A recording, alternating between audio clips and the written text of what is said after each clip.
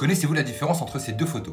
La première, la 45, est la photo officielle de l'intronisation de Donald Trump pour sa première élection. Nous l'appellerons le calme avant la tempête.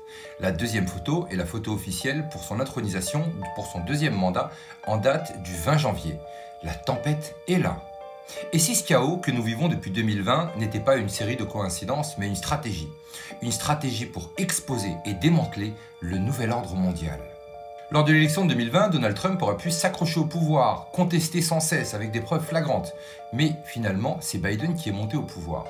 Et si Donald Trump savait pertinemment qu'il fallait le laisser monter, qu'il fallait laisser exposer la vérité?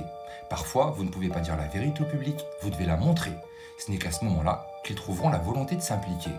Et cette tempête semble s'approcher, c'est peut-être la fin de leur petit monde corrompu. Vous n'avez pas remarqué que tout s'est accéléré durant le mandat de Biden? La liberté a été grattée petit à petit pour plus de sécurité. L'inflation a frappé les classes moyennes, laissant encore une fois les riches s'enrichir. Les guerres ont éclaté à travers le monde, finançant le complexe militaro-industriel. Big Pharma a cherché à nous vendre des solutions à des problèmes qu'ils avaient eux-mêmes créés. Et les médias ont continué à justifier et contrôler le narratif. Pas tout, Biden et son administration ont montré au monde l'incompétence et l'hypocrisie de leur système globaliste.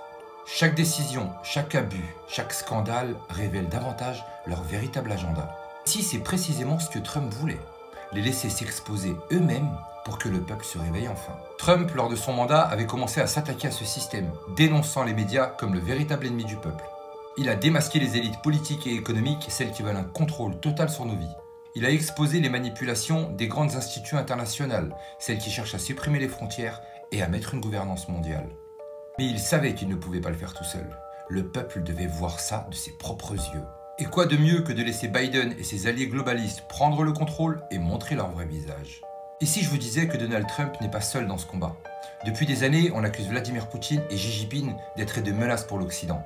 Mais posez-vous une question, et si ce n'étaient pas eux les véritables ennemis?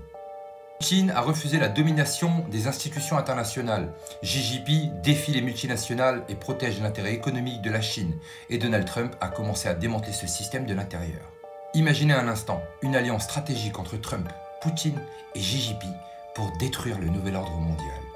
Une alliance en pouvoir qui peut sembler conflictuelle, mais qui détruirait un système corrompu et rendrait le pouvoir aux nations souveraines. Et pourquoi cela prend autant de temps? Parce qu'on ne peut pas détruire un tel système en quelques jours. Il fallait exposer ces élites et montrer leur contrôle sur les banques, sur Big Pharma, les médias et même les institutions judiciaires. Il fallait réveiller les peuples et les pousser à remettre en question les mensonges qu'on leur vend depuis des décennies. Et surtout, il fallait laisser le système s'effondrer sur lui-même sur le poids de ses propres convictions.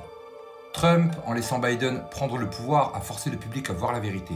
Et maintenant que le peuple a vu la profondeur de leurs actions sombres et sournoises, ils sont prêts à un changement. Alors, simple hasard ou stratégie brillante? Pensez-y. Lors de son premier mandat, Trump a posé les bases.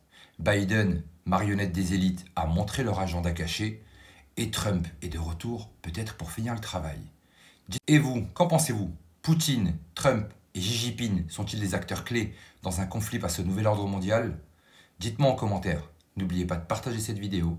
Une chose est sûre, on n'est clairement pas au bout de nos surprises. Prenez soin de vous. Et je vous dis à très bientôt.